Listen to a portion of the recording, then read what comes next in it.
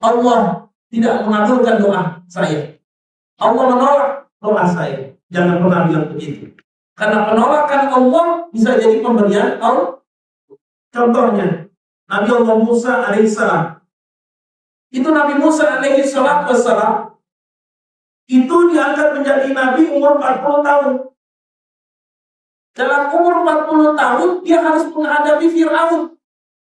Maka turun ayat doa Nabi Allah Musa alaihissalam, Rabbi shrah li sadri wa yassir li amri wahlul 'uqdatam min lisani yafqahu qawli.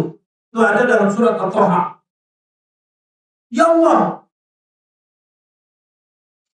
kalau bahasa kitanya mau meminta agar dimudahkan bicaranya Nabi Musa agar dimudahkan kepada Fir'aun. Sesuatu yang sulit dilapangkan. Semua urusan agar dilancarkan, begitu. Saking Nabi Musa alaihissalam gemeter juga menghadapi Fir'aun. Nabi Musa umur 40 tahun itu doa itu. Tak kunjung Fir'aun sadar, malah makin sombong, malah makin angkuh. Akhirnya umur 80 tahun doa Nabi Musa baru dikabulin. Umur 80 tahun berarti doanya udah berapa tahun? 40 tahun. Dalam umur 80 tahun Nabi Musa dikejar, itu pun kezaliman terjadi. Nabi Musa dikejar, sampailah di pinggir laut, bingung mau kemana. Kata Allah mewahyukan Nabi Musa, pukulkan tongkatmu, maka dipukulkan, maka terbelah bumi, laut. Setelah terbelah laut, Nabi Musa lari, Fir'aun tenggelam di laut. Berapa tahun doanya? 40 tahun. Ada seorang sahabat Nabi Muhammad SAW yang bernama Umar bin Khattab, Sayyidina Umar bin Khattab. Sayyidina Umar bin Khattab ibadahnya sama nggak sama kita? Beda jauh. Sayyidina Umar bin Khattab itu ibadahnya kuat, khalifah, jujur, baik. Berdoa, ya Allah, matikan aku syahid. Jadikan aku mati dalam syahid. Mati dalam syahid. Padahal udah selesai itu perang. Umar bin Khattab jadi khalifah. Di Madinah lagi doanya. Berapa puluh tahun kemudian doa Sayyidina Umar bin Khattab dijawab oleh Allah dengan ketika Umar bin Khattab sholat subuh, maka ditikam oleh seorang munafik namanya Abu Lu'lu'ah, ditikam. Akhirnya mati syahid. Ada seseorang yang berdoa kepada Allah Subhanahu wa taala dengan doa-doa, ya Allah, apakah doaku biar banyak hartaku ya Allah. Tapi tak kunjung Allah memberikan harta kepada dia. Kalau bahasa kita kayaknya nggak diterima, ditolak di doa kita sama Allah. Kan Allah itu Maha Tahu. Kalau kamu diberikan harta, terus kamu lupa kepada aku, percuma dong hartanya.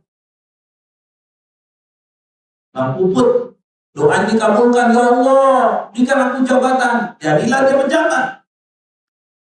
Tapi setelah jadi pejabat, rakyat dicekek. Korupsi di mana-mana. Kira-kira harta jabatan itu jadi baik apa tidak buat kita? Nggak baik. Jadi Allah itu nolak bukan karena untuk kebaikan Allah, tapi kebaikan kita.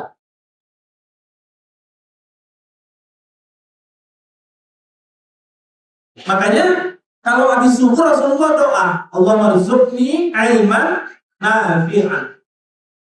wa rizqan thayyiban wa amalan mutaqabbalan. Tuh, amal habis sholat subuh doa. Allahumma rzuqni ilman nafi'an wa rizqan thayyiban wa amalan mutaqabbalan. Ya Allah, berikan aku ilmu manfaat, ilmu yang manfaat di pagi hari.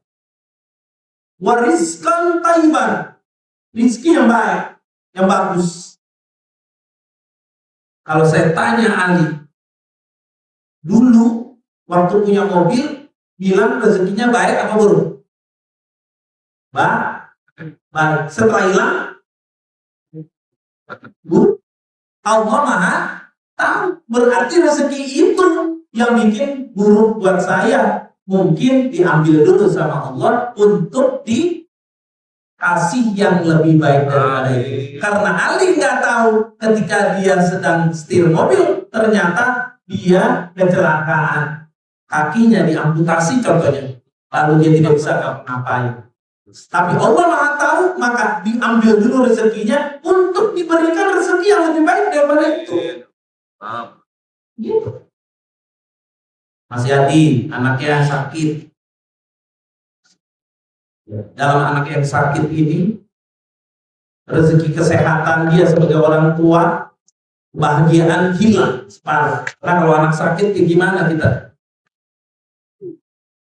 Tapi saya yakin ada hikmahnya di balik itu. Allah sedang mau bikin apa dalam hidup kita. Jadi penolakan Allah bukan semata-mata nolak, tapi sebetulnya pemberian. Gitu. Karena kita ini ada masanya. Mas Tri, Kang Wawan, Bu Korina, Pak Leo, ada masanya. Emang dia mau kerja aja. Mbak Windy, ada pensiunnya. Bu Titi, ada pensiunnya. Besok berhenti kerja. Mau kemana? Sekarang dia habis-habiskan waktu kerja dia.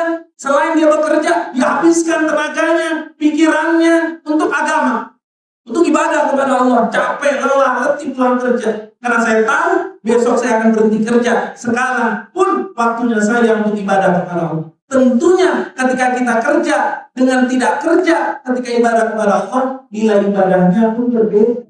Kalau kita pengangguran ibadah sholat subuh, wajar. Kalau kita pengangguran ikut ngaji, wajar. Tapi kalau kita kerja, luar biasa. Insya Allah jadi berkah semuanya. Amin, amin ya Rabbal alamin. Kita baca Fatihah, mudah-mudahan dengan Fatihah kita Allah Subhanahu wa taala berikan barokah. Insya Allah tanggal 3 Oktober kita akan adakan Maulidin Nabi Muhammad sallallahu alaihi wasallam yang telah membantu barokah rezekinya, berkah rezekinya. Al-Fatihah. Alhamdulillah, bismillahirrahmanirrahim. Alhamdulillahirrahmanirrahim. Ya Rabbi, mustaqim, siratal mustaqim. Alladhina an'amta 'alaihim.